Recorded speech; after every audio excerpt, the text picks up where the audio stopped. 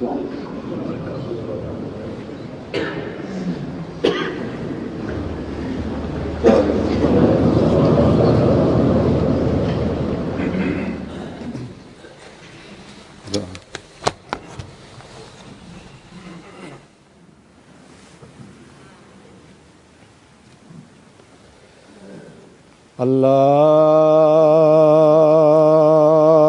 أكبر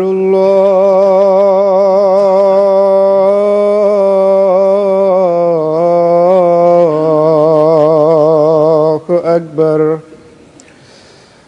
الله أكبر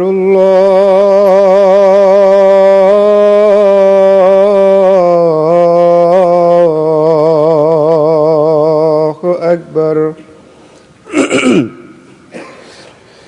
أشهد أن لا إله إلا الله. أشهد أن لا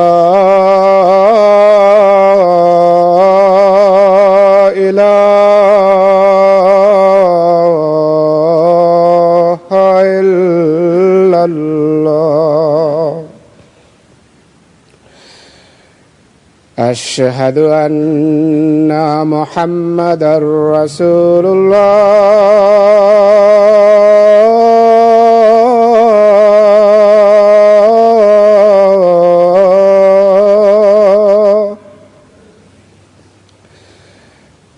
أشهد أن محمدًا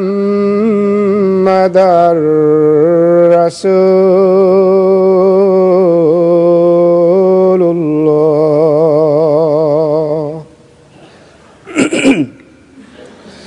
حي على الصلاة.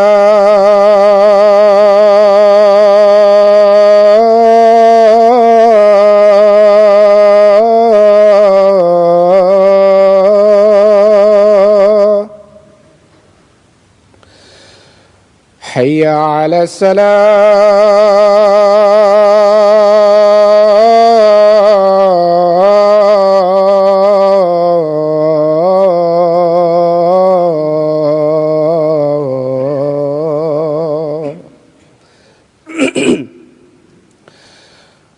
حي على الفلاح.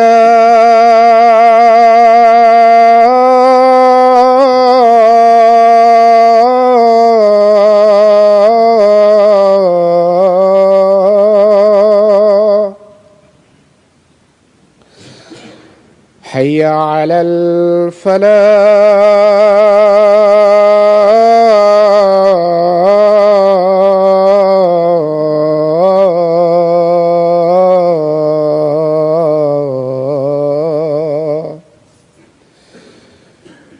الله أكبر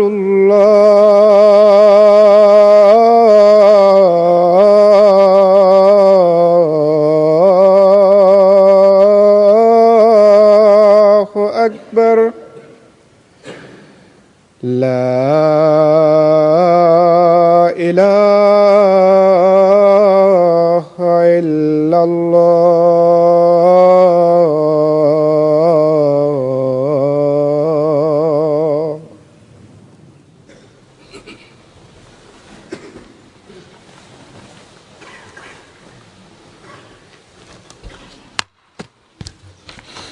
السلام عليكم ورحمة الله.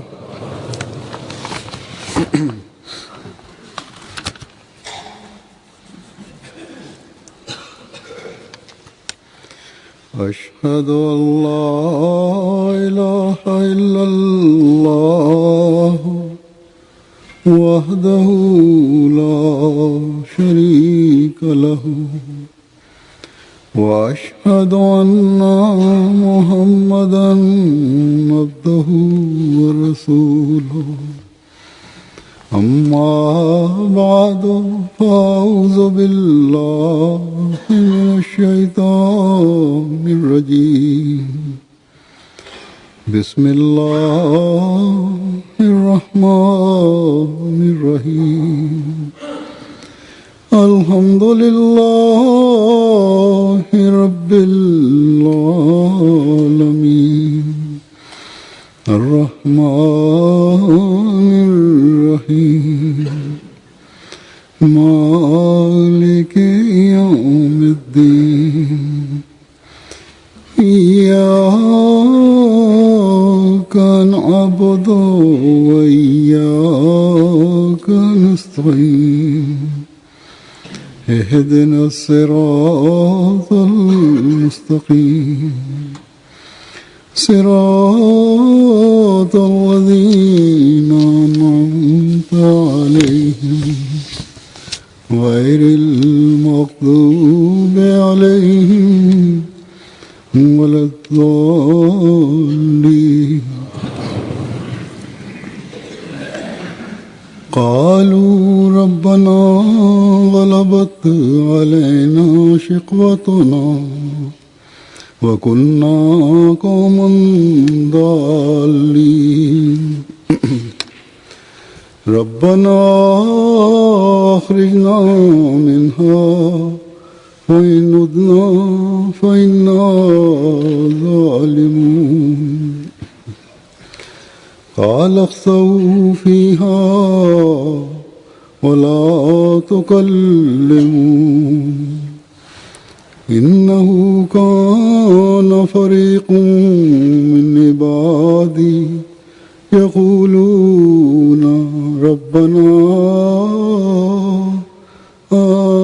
آمنا فاغفر لنا وارحمنا وأنت خير الراحمين فاتخذتموهم سخريا حتى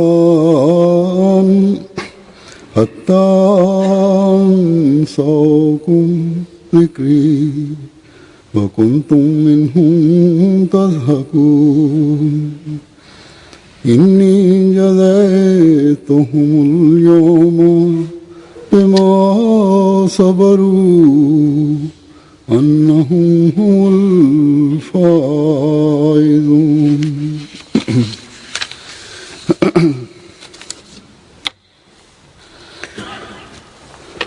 गुज़श्ता जुमे के खुतबे में mtukufu ayyadhahullahu ta'ala ibn मैंने हज़रत मसीह मौऊद अलैहिस्सलाम katika hutuba ya Ijumaa iliyopita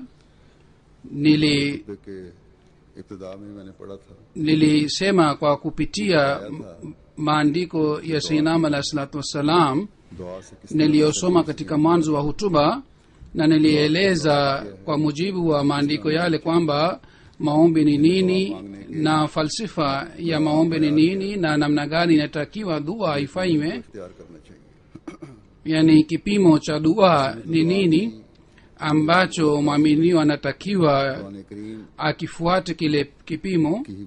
Roho na falsifa hii ya dua kwa hakika imeelezwa na Qur'ani tukufu, ambayo Sayyidina Ahmad alayhi salatu wassalam kwa kupata elimu kutoka kwa Mwenyezi Mungu alituelezea sisi.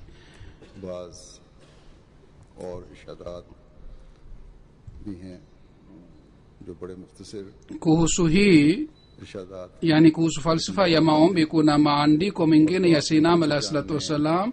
Maandiko haya ni fupi sana, lakini kwa ajili ya kujua uhakika wa dua na falsafa ya dua imeelezwa kwa namna hii kwamba mtu akifuata, mtu anaweza kupata ukaribu na Mwenyezi Mungu na anajua uhakika wa dua ni nini kwa sababu ya kusoma maandiko haya.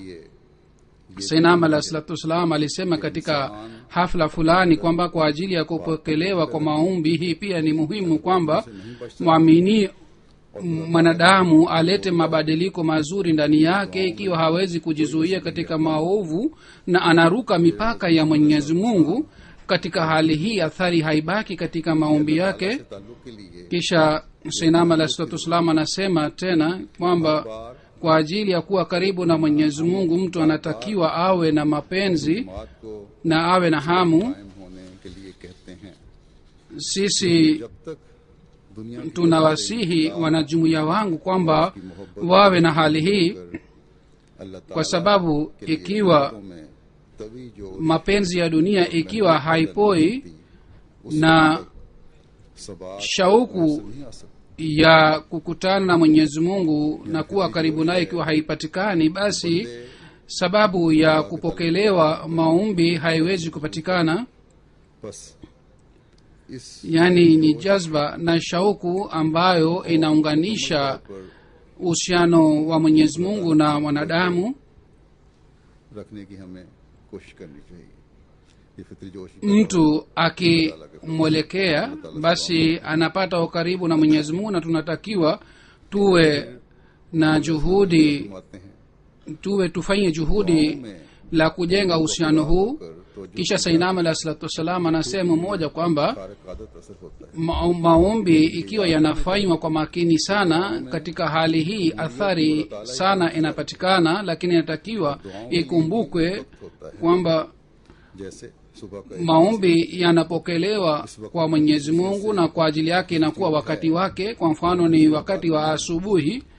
इसी तरह katika wakati huu जबकि इनमें कबूलियत kuna haswa kwamba maombi yanapokelewa. vile vile kwa ajili ya kupokelewa kuna wakati mbalimbali, wakati ambapo athari inapatikana katika maombi. उसके kila kazi inayofanywa asubuhi, wakati anapoamka जो matokeo yake yanakuwa mazuri, si kama watu wa siku hizi ambao usiku mzima au usiku kwa kuchelewa sana wanakaa mbele ya tv au रात को internet au wanajishughulisha katika mambo ya dunia na जल्दी नींद के साथ hawapati usingizi kamili. asubuhi wanapoamka bado wanakuwa na usingizi. क्या बरकत पड़ेगी. katika hali hii watasaliaje swala na baraka itapatikanaje katika kazi ingine? ताज़ा दम होगा. kila mtu hata kama awe mtu wa dunia kwa ajili ya kazi yake nzuri anafanya kazi katika hali hii kwamba hana usingizi wala uchovu, ili aweze kufanya kazi kwa makini sana na matokeo yake yapatikane mazuri.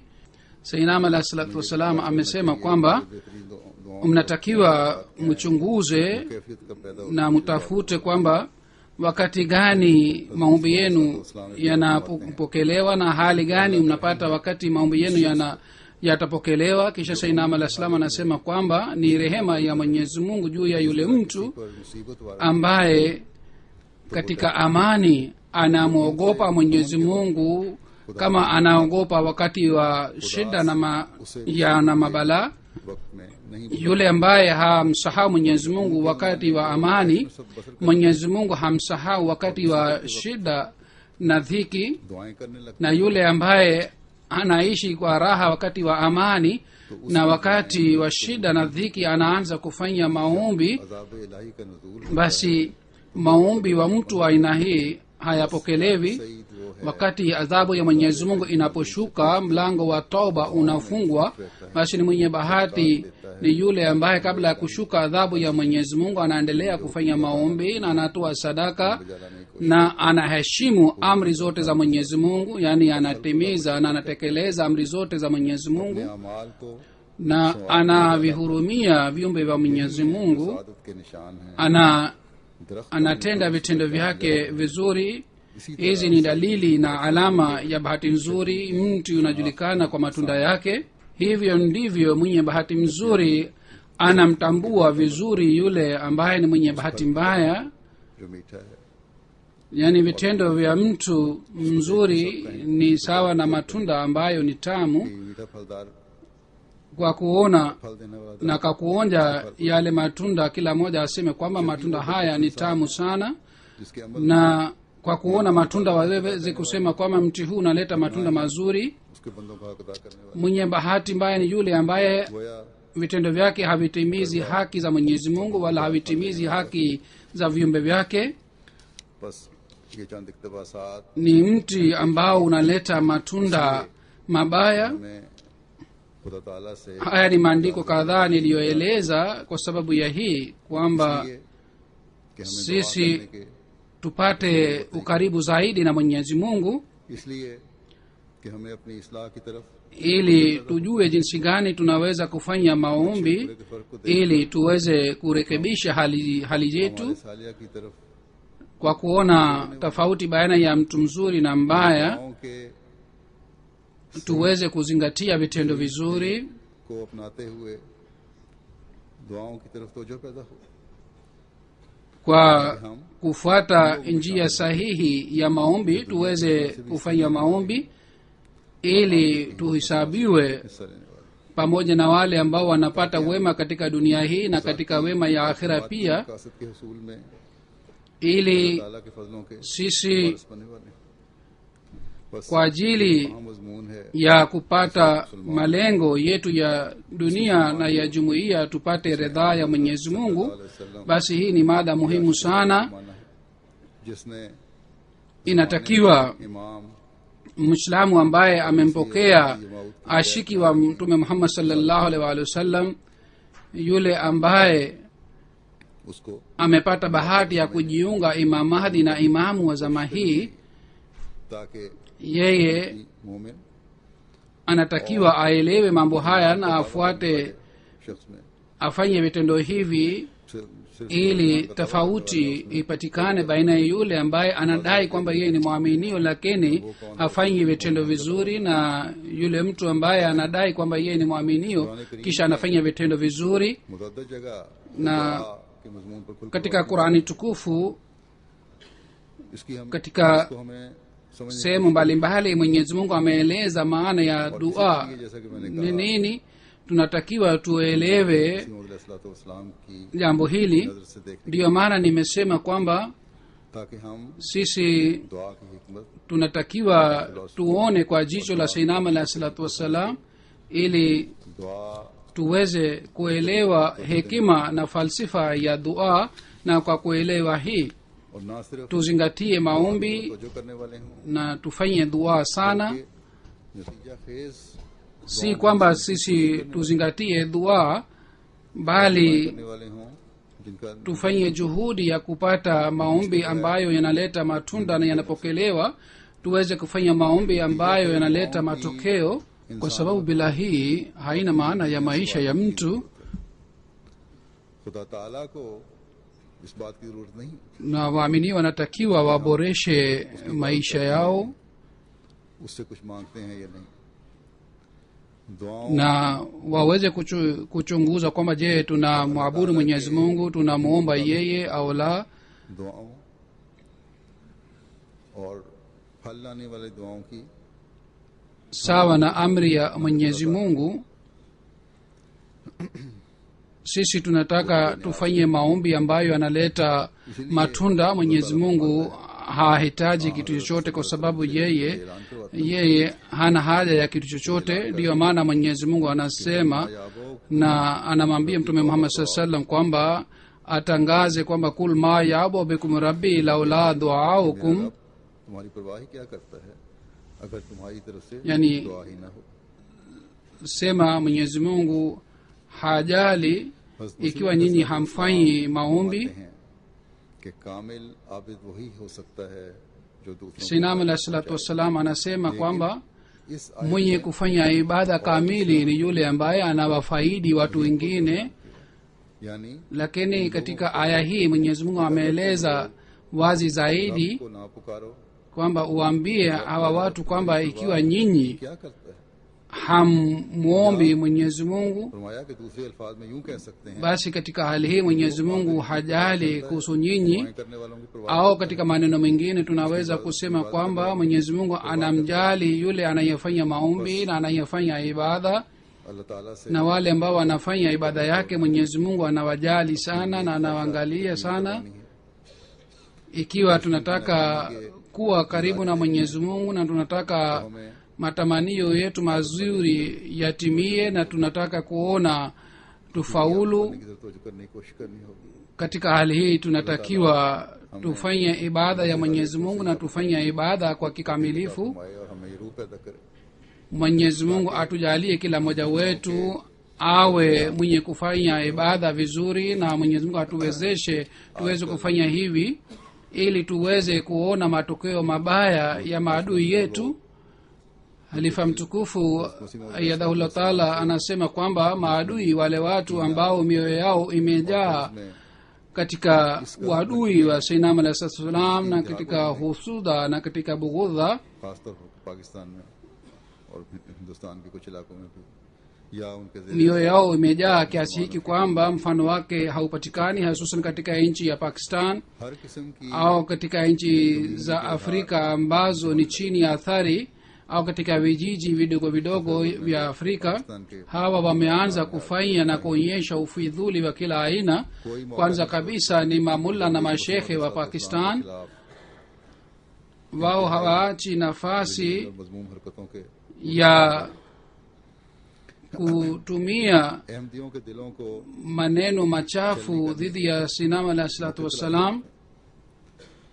Ahmadi Wao wanatafuta njia mbalimbali ya kuwaudhi wanajumuiya. और वफा का ताल्लुक इसलिए रखते Wanajumuiya कि आप हजरत सल्लल्लाहु अलैहि वसल्लम के wanampenda sinam alahi salatu wassalam na wanamfuata sinam alahi salatu wassalam kwa sababu ya hii kwamba वफा का ताल्लुक sinam alahi salatu wassalam alikuwa ashiki mkubwa wa mtume Muhammad sallallahu alaihi wa alihi wasallam.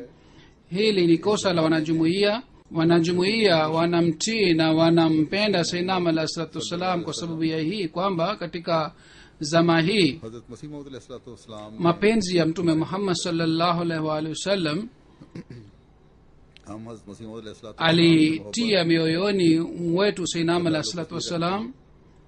की हकीकी Sisi तौहीद का फहम और इदराक tunampenda sainam alahi salatu wassalam kwa sababu ya hii kwamba umoja hasa बस जो लोग alitufundisha sainam alahi salatu wassalam au tulijua kwa kumpitia sainam alahi salatu wassalam. Basi wale watu kwa sababu ya uadui wa sainam alahi salatu wassalam wanaruka mipaka yao. कि आशिक सादिक और अल्लाह ताला की तौहीद के मुनादी Wao wanapambana na ashiki wa mtume Muhammad sallallahu alaihi wa alihi wasallam na अल्लाह ताला के wanapambana na yule ambaye anatangaza umoja wa Mwenyezi Mungu. जैसा कि मुसलमान Wanapambana कि अल्लाह ताला na yule ambaye Mwenyezi Mungu anamjali sana, kama alivyosema sayyidina Muhammad sallallahu alaihi wasallam kwamba Mwenyezi Mungu anamwangalia yule ambaye anafanya ibada. Na katika zama hii माजी में hakuna anayeweza kuwa mwenye kufanya ibada zaidi kuliko sayyidina Muhammad sallallahu alaihi wasallam. आजकल भी देख रहे हैं Zamani pia tuliendelea kuona matokeo mabaya ya maadui, na siku hizi pia sisi tunashuhudia matokeo mabaya yao. Matokeo kadhaa yalitokea katika Pakistan, yanaendelea kutokea kwamba जो यकीन hawa maadui ambao wanatumia maneno machafu dhidi ya sayyidina alaihis salatu wassalam, Mwenyezi Mungu aliwakamata katika njia ile ambayo बनने kwa ajili ya watu wengi ilikuwa funzo Pakistan में भी au ilikuwa funzo kwa ajili ya watu wengi katika nchi ya Pakistan wanashuhudia kwamba mimi sihitaji maeneo mbalimbali kwa hekima ambapo matokeo haya yalitokea, अल्लाह ताला ने पकड़ा mahali ambapo hawa maadui waliozidi katika uadui wao Mwenyezi Mungu aliwakamata कई किस्म na aliwaadhibu. ये दरीदा देनी करने वाले हैं जो बड़े नेक पारसात हैं Wapo wengi ambao wanafanya uadui निजाम में न सिर्फ ambao walikuwa wakiaminiwa kwamba ni watu wema sana wao, kwa sababu ya makosa mbalimbali जलील करके watu wao wafuasi wao ambao walikuwa wakiwaamini kwamba ni watu wema sana waliwafukuza katika maeneo yao. कि अल्लाह ताला ने किसी और रंग में Au ilitokea hivi pia kwamba उनकी जिल्लत के नज़ारे दिखा Mwenyezi Mungu katika njia ingine au katika sura ingine शर्मिंदा की aliwafedhehesha na aliwadhalilisha, na kwa kufanya hivi aliwafedhehesha wafuasi wao, na pamoja na hii Mwenyezi Mungu aliimarisha imani ya wanajumuiya pia. Hawa wanaoleta shutuma dhidi za sayyidina alaihis salatu wassalam wanafanya vitendo vya aina hii kwamba कि इनका kwamba mimi siwezi kueleza vitendo vyao hapa, kwa sababu watu wengine wananiandikia vitendo vyao, na hata katika magazeti pia vitendo vyao vinaelezwa, अवाम की अक्सरियत na wao wanampinga Pakistan की बात कर रहा हूँ mtumishi wa mwenyezi mungu मकसद है wananchi wa pakistan labda hawajali au labda wao wana hofu na vilevile katika maeneo mengine ya india pia kwa kuona hali hii yote hawapati funzo kwamba hawa wanaojiita mashehe na wanasema kwa wanapenda islam fedheha wanayopata fedheha hii तो यही चीजें ni kwa sababu ya kumpinga mtumishi wa mwenyezi mungu na लेकिन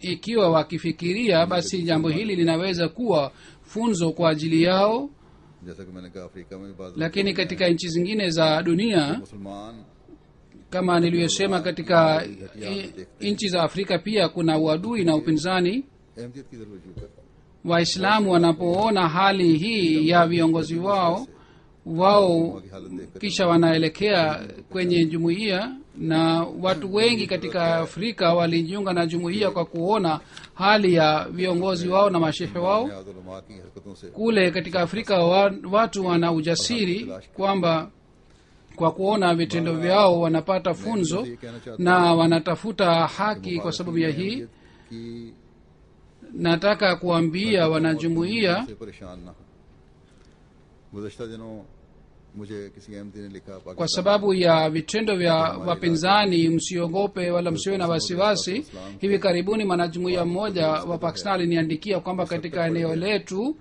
के दुश्मन upinzani wa sainam alah salam umezidi kiasi hiki kwamba इस्लाम की तस्वीर बिगाड़ mdui anafanya kila kitendo kibaya kwa kubadilisha picha ya sainam alah salatu wassalam हमारे au दिलों को छल नहीं कर रहे हैं ये लोग kwa अब बर्दाश्त kufedhehesha की हालत देख picha ya sinama alah salatu wassalam wanaudhi mioyo yetu na sisi kwa kuona hali hii sisi tunaudhika sana na inaonekana kwamba mioyo yetu itapasuka kwa sababu ya amali yao wao wanabandika mabango dhidi ya jumuiya उन्होंने भी उतार दिए hata इंतहा हो रही है watu wasiokuwa wanajumuia kwa kuona mabango haya yaliyobandikwa katika ukuta wao walichana निकल जाती हैं na walitoa मैंने उनको भी लिखा है कि सब kwa kuona mabango haya mioyo yetu inalia sana na sisi tunalia sana nimemwandikia kwamba fanyeni subra na endeleeni kufanya maombi यारे निहा होने का mdui anapozidi katika uadui na katika इस सब को हमेशा अपने सामने katika upinzani wake tunatakiwa sisi tuiname zaidi mbele ya mwenyezi mungu tunatakiwa tukumbuke jambo hili kila wakati na tunatakiwa tufanye maombi zaidi kuliko zamani गुनाह होने का सबक है kwa kuongeza kwa kuimarisha zaidi uhusiano wa mwenyezi mungu tunatakiwa tujizame katika mapenzi yake watu ambao wanaleta upinzani na aina hii wanaalika adhabu ya mwenyezi mungu wenyewe हमेशा ही तबाह बर्बाद हुए ये लोग wale waliopinga बाज ना आए mitume wa mwenyezi mungu waliangamizwa ikiwa watu hawaachi vitendo vyao na इन पर भी amali zao kama panga ilitumika dhidi ya lekram बस अपने दुख अपने panga itatumika dhidi ya hawa maadui pia kwa ajili ya mwenyezi mungu अल्लाह basi shida zenu na kulia kwenu muweke mbele ya mwenyezi mungu वसलाम ने mwenyezi mungu awaadhibu na wakamate hawa watu wenye shari sainam alah salatu wassalam katika hafla fulani ilikuwa tarehe 19 wa april 1904 alisema इल्हाम हुआ mimi nilikuwa nafanya dua kwa ajili ya jumuiya na kwa ajili ya kadhian katika hali hii nikapata ufunuo फरमाया maana yake ni kwamba hawa wameenda mbali katika maana ya maisha wasahi kumtasihika इतने ilikuja moyoni mwangu kwamba kwa nini imenasabishwa kwangu kwamba hawa wamesagwa katika hali hii nikaona dua ambayo iliandikwa katika baitu dua na dua ile ni hii ya rabe fasma duai wa mazik adhaika wa adhai wa anjiz waadaka wansur abdaka wa arena ayyamaka wa shahir lana usamaka यानी wala tazar min alkafirina sharira तू मेरी दुआ सुन और अपने यानी दुश्मनों को e mola wangu upokee maombi yangu और अपने बंदे की मदद na uwasage na uangamize maadui wangu na maadui wako na utimize ahadi yako na umsaidie mja wako किसी शरीर को बाकी न रख। na utusaidie इनकार करने वाले बहुत सारे होते हैं लेकिन na usiwaache hawa wenye shari hata mmoja wao. को पहुंची होती है। Huzuri anasema watu wengi wanakataa, lakini watu wengine wanakataa kiasi hiki kwamba wanazidi sana katika shari yao. Hii dua ni kwa ajili yao. Sainam alah salam akasema kwamba kwa kuona dua hii na kwa kuona ilham hii nikajua kwamba huu wakati ni wakati wa kupokelewa kwa maombi yangu, na sunna ya Mwenyezi Mungu ni hivi kwamba watu wanaosimama katika njia ya mitume wa Mwenyezi Mungu anawaangamiza. Siku hizi ni siku za fadhili za Mwenyezi Mungu. Kwa kuona msaada huu wa Mwenyezi Mungu, imani inazidi sana kwamba namna gani Mwenyezi Mungu anatusaidia. एक तरफ ये गालियां Hazur anasema kwamba तरक्कियात hali hii na matukio haya yanaonekana katika jumuiya ya Sainam alayhi salam. Upande mmoja watu wanatukana na upande mwingine Mwenyezi Mungu anatupatia maendeleo. Hazur anasema katika nchi wapo watu wengine ambao ni watu wema, kama nilivyosema kwamba wao ikiwa mabango yakiwekwa katika ukuta wa nyumba yao wanachana yale mabango, lakini mema yao ni mema kama bubu, kama alikuwa akisema halifa watatu, kama hawa watu wana mema lakini ni bubu, haisemi kitu chochote. Lakini watu wasomi ambao wanaandika katika magazeti ya Kiingereza मुल्क को बचाने के लिए wao wameanza kuandika dhidi ya dhulma hii. ये इल्हामी दुआ भी पढ़नी चाहिए। Sisi kwa ajili ya kuwa nchi आबादी tunatakiwa tufanye dua hii ya Sayyidina alayhi salam iliyofunuliwa ili nchi isiangamizwe, ili watu wasalimike katika shari ya जैसा कि मैंने कहा watu, हर अहमदी को hasusan wanajumuiya wasalimike katika shari ya hawa maadui. जिंदगी गुजारने की जरूरत Kama nilivyosema kwamba kila mwanajumuiya kwa subra na kwa maombi anatakiwa aishi na azidi katika hali hii katika miji mbalimbali ni katika maeneo mbalimbali. है। लेकिन हमारा खुदा Hawa watu wenye shari wanaleta hila mbalimbali dhidi ya wanajumuiya, lakini Mwenyezi Mungu ni khairul makirin. Yeye वही है जिसने anarudisha hila zao juu yao na anaendelea kufanya hivi. Ni yeye दामन को ambaye ametusalimisha katika shari za hawa maadui. Basi msiache इस तरफ तवज्जो दिला चुका Mwenyezi Mungu, kama nilivyosema kwamba खुदा ताला की रजा के मुताबिक ढालते hivi karibuni niliwahi kukumbusha wanajumuiya इसके आगे जो kwamba vitendo vyenu vinatakiwa viwe sawa na ridhaa ya Mwenyezi Mungu, na pamoja mwelekee mbele ya Mwenyezi Mungu katika muda mfupi. Katika hali hii mapinduzi yanaweza kupatikana. Kuhusu kuendelea kufanya maombi, कि दुआ Sayyidina alayhi salatu wassalam wakati fulani alisema बसा औकात इब्तिला पर इब्तिला dua, na wakati katika kupokelewa ile maombi majaribio yanapatikana. Baadhi wakati majaribio yanapatikana ya aina hii kwamba mgongo unavunjika, lakini yule ambaye ni mwenye bahati mzuri और फरासत की नजर katika majaribio haya बाद नुसरत आती anasikia harufu ya baraka za Mwenyezi Mungu, भी होता है।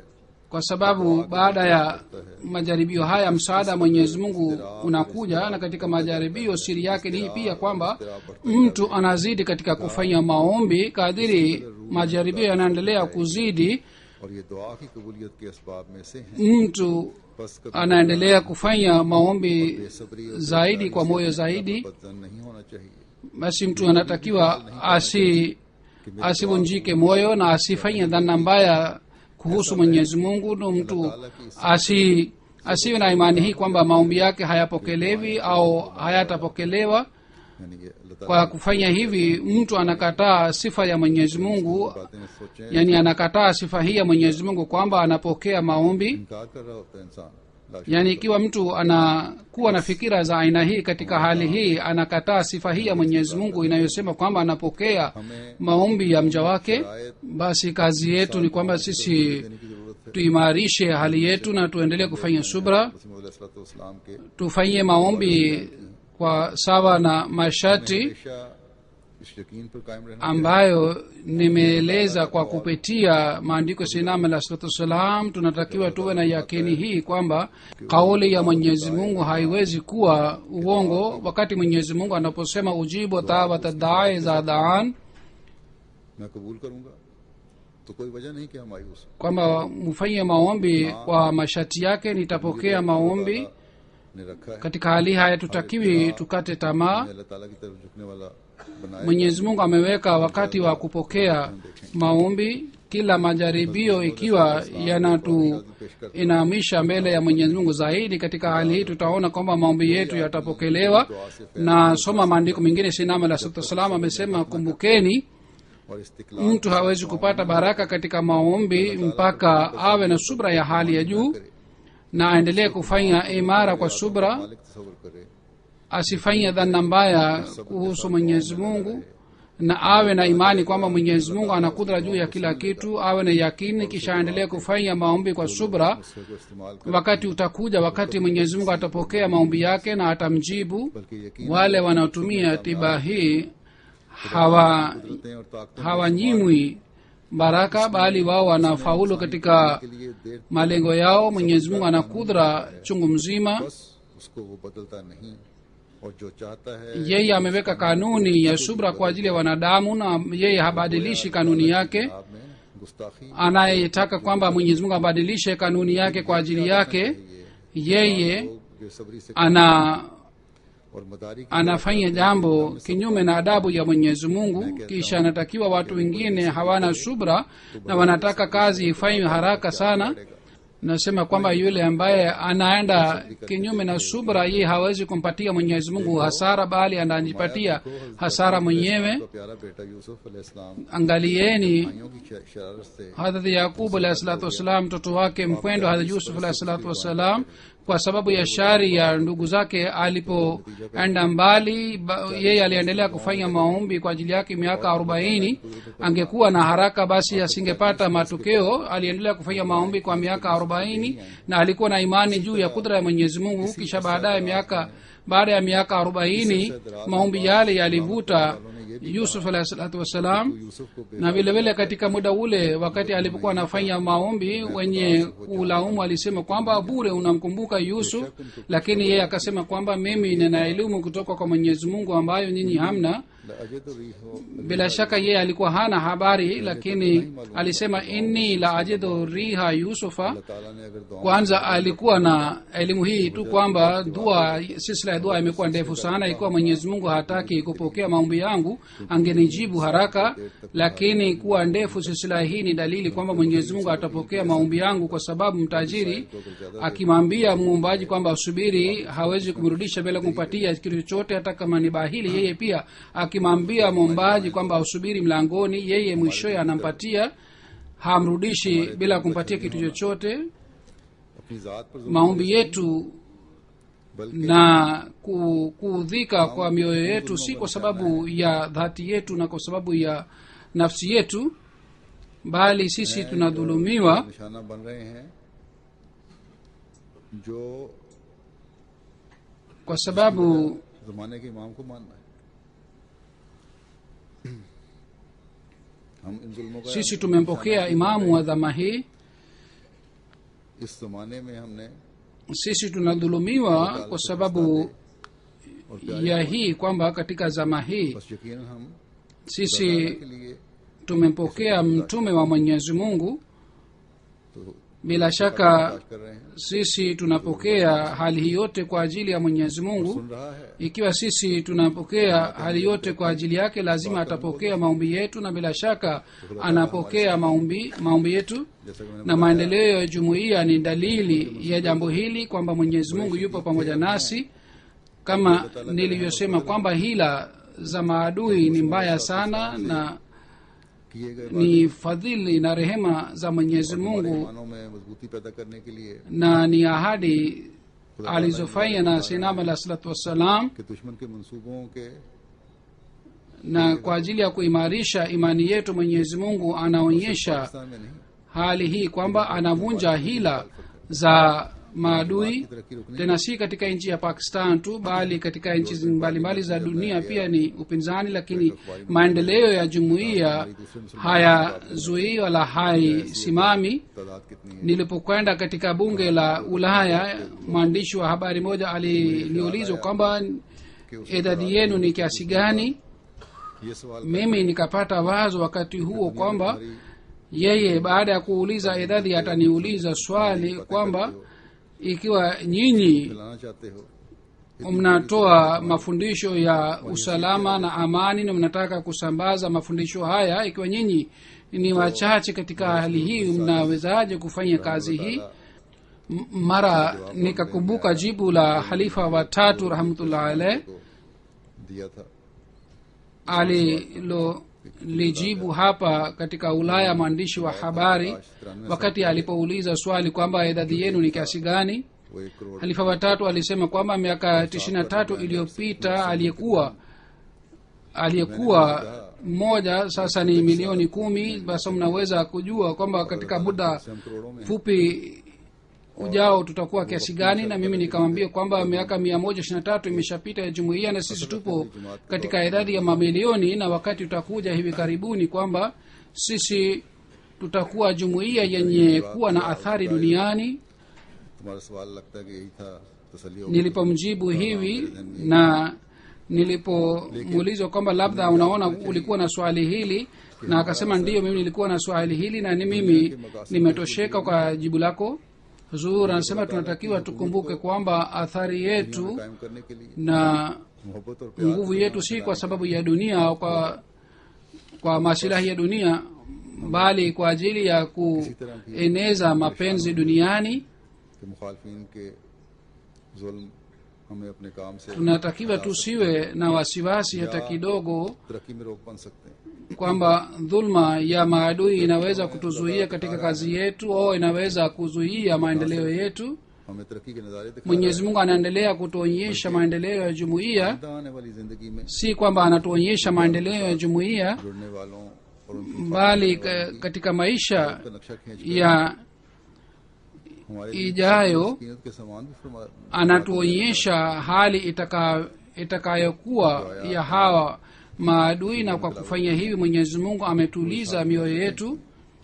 Aya mwanzoni nilizozisoma mbele yenu inaeleza picha ya hali hii. गलबत अलैना शिकवतुना Mwenyezi Mungu anasema qalu rabbana ghalabat alaina shikwatuna wa kunna qauman dallin, ए हमारे रब ni watasema किसी भी गालिब आ गई mola wetu गुमराह कौम ilitushinda bahati yetu mbaya वइन na जालिम tukawa watu wenye kupotea. Rabbana akhrijna minna fainudna faina dhalimun, mola wetu tutoe humo, तो यकीनन हम जरूर yani katika jahanamu, na tufanyapo tena bila shaka tutakuwa wadhalimu. इसी में तुम वापस Qala ksau fiha wala tukallimun, वही रहो atasema काम न करो kaeni mbali humo wala काना msinisemeshe. इबादी यकूलूना रब्बना Amanna innahu kana fariqu min ibadi yaquluna rabbana amanna faghfir lana warhamna wa anta khairu rahimin, हमारे रब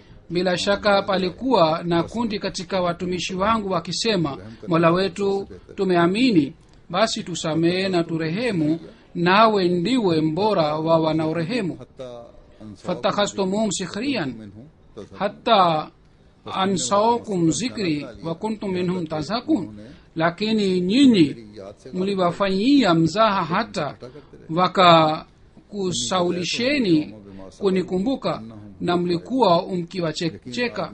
inni jazayatum alyawma bima sabaru annahum alfaizun, hakika leo nimewalipa kwa sababu walisubiri, bila shaka hao ndio wenye kufuzu. करने वालों का Basi huu ni mwisho wa wale wanaofanya uadui, इन पर हकीकत wale ambao wameenda mbali katika फिर कहेंगे कि हमारे katika maisha ya kiroho. घेर कर यहाँ तक ले आइए Katika akhira watakapojua uhakika, watasema kwamba bahati yetu mbaya imetuleta hapa, basi mola wetu uturudishe mara moja, sisi kuasi hata mara moja. Tukifanya hivi basi katika hali hii tutakuwa wadhalimu, lakini mwenyezi mungu atasema kwamba hii si kanuni yangu, si desturi yangu, ठिकाना दोज़ख mpate matokeo ya vitendo vyenu na मैं तुम्हारी को msikae karibu nami, bali endeni mbali na makao makuu yenu ni jahanamu. बातें होती हैं mimi sitasikia kulia kwenu. दुनिया के में जो नेकों का अमल है उनकी सुनता है। Ikiwa mwenyezi mungu anataka kusikia kulia kwa mtu ni ya yule ambaye anafanya vitendo vizuri katika dunia hii, si ya watu wa aina hii ambao wanafanya dhulma katika dunia hii na kisha katika akhira wanaanza kulia. तो इस तातों में Basi mwenyezi mungu ameeleza suna yake na kanuni yake kuhusu जो हर वक्त wale watu ambao wanampinga mitume yake. वो अब इनकार करते Mwenyezi mungu अब वक्त ambaye anasubiri mja wake aombe msamaha, wakati huo atakataa na atasema kwamba wakati umepita, जो अमाल तुम उस दुनिया में कर रहे हो hapa mtapata कहते हैं उस दुनिया में ujira ya vitendo vyenu na vitendo ambavyo mlifanya katika dunia झुकने वाले na मेरे दीन की अजमत कायम करने की कोशिश vitendo करने वालों से mlivyofanya लोग तुमने रवा kwa kuudhi waja wangu जिस काम को वो na jinsi mliwatendea watumishi wangu, आगे बढ़ाना चाहते थे, तुमने उनके काम में रोड़े अटकाने की कोशिश की, jinsi walitaka दूसरों को उनकी बातें सुनने से रोका। kusogeza mbele kazi yangu, na mliweka vizuizi katika kazi yao na mliwazuia watu wengine wasiwasikilize, bali mliwadhulumu sana wale waja कि wangu, उनके खून से भी खेल wale waliosoma waliotamka shahada yangu आज तुम्हारी कोई muliwacheka na muliwaua. Basi nyinyi hamwezi kupata msamaha, mimi sitasikia maombi yenu. आज यकीन मेरे Makao makuu yenu ni jahanamu, kwa hiyo mtafute makao makuu yenu kule. वादे के मुताबिक Mwenyezi Mungu atasema kwamba bila shaka wale watumishi wangu ambao sawa na amri yangu na sawa na ahadi yangu waliamini उनकी बात mtume wangu, wao wanastahili kwamba wao warehemevu, na mimi nisikie maombi yao na niwapatie mahali nafasi katika pepo yangu ya ridhaa. इस दुनिया में Na dhulma waliotendewa katika dunia, basi mimi niwapatie matokeo yake katika sura ya mapenzi yangu. Katika फरमाएगा akhera nitawazidishia ujira wao mara chungu mzima. करते रहे Mwenyezi Mungu atasema, enyi wale उन पर तमस्कुर ने watu ambao muliendelea kuwadhulumu watumishi wangu कि तुम मेरी kwa sababu ya dhulma na kwa sababu ya dhihaka yenu, muliwafanya vipofu kiasi hiki kwamba mulighafilika katika kunikumbuka. Mulisahau amri yangu hii kwamba जहन्नुम की आग में ले जाएगा। mkiwaudhi waaminio na mkiwaua waaminio itawapelekeni katika jahanamu, के बंदों के na mlisahau ahadi yenu हो गई, ये तुमने अहद किया, kwamba भूल गए। बस जब तुम खुदा ताला के अहकामात को बुला बैठे kwamba mliahidi kwamba mtatimiza haki za Mwenyezi Mungu na haki za wanadamu, lakini mlisahau ahadi yenu hii. Wakati nyinyi mlisahau amri za Mwenyezi Mungu na mlimsahau Mwenyezi Mungu na mlibadilisha amri za Mwenyezi Mungu sawa na hiari yenu, basi mimi sihusiki na nanyi. Mulijanganya mali ya masikini na mulichoma को नुकसान mali yao na mulijanganya अगर मुश्तरका कारोबार थे तो उनके पैसे खा गए। property yao na mulijaribu kuwapatia hasara. जुर्मों की Ikiwa nyinyi mulikuwa mkifanya biashara pamoja, basi mulikula hela अब ये na muliwapatia hasara. Ni कत्ल है, ये कुरान की dhambi chungu mzima muliendelea kufanya katika dunia hii, basi matokeo yenu ni jahanamu. मुझसे बात न करो। और फिर ईमान लाने वालों Msizungumze nami kuhusu msamaha na upole na यकीनन आज तुम्हारे ghufira, na kuhusu wale watakaopata ghufira na rehema ya Mwenyezi Mungu. Mwenyezi Mungu atawaambia kwamba bila shaka की वजह से kwa sababu ya subra yenu na kwa sababu ya imani yenu na kwa sababu ya kuinama mbele yangu na kwa sababu ya kuwa watumishi wangu, nyinyi mnahesabiwa pamoja na wale wanaofaulu na wanapata mapenzi ya Mwenyezi Mungu, बस ये है इन आयात की रूह से na mnapata rehema na ghufira ya Mwenyezi Mungu. हमें उन लोगों में शामिल फरमाए जो उस Hii ndiyo ni tofauti baina ya mwaminio na yule ambaye si mwaminio. Sawa na aya hizi, mwenyezi mungu atuingize pamoja na wale watu ambao watakaopata rehema na ghufira ya mwenyezi mungu, हमारी तवज्जो रहे। na asitiri aibu zetu zote na makosa yetu yote, na sisi tuendelee kufanya maombi, na sisi tuhisabiwe pamoja na wale watu watakaofaulu. Amin.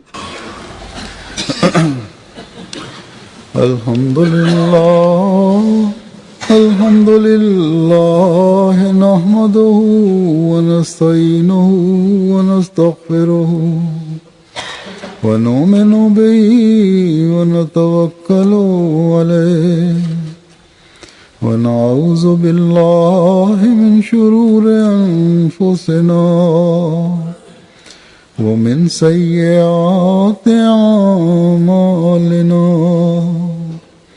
من يهده الله فلا مضل له ومن يضلله فلا هادي له ونشهد أن لا إله إلا الله ونشهد أن محمدا عبده ورسوله عباد الله رحمكم الله إن الله يأمر بالعدل والإحسان وإيتاء ذي القربى وينهى عن الفحشاء والمنكر والبغي يعظكم لعلكم تذكرون اذكروا الله يذكركم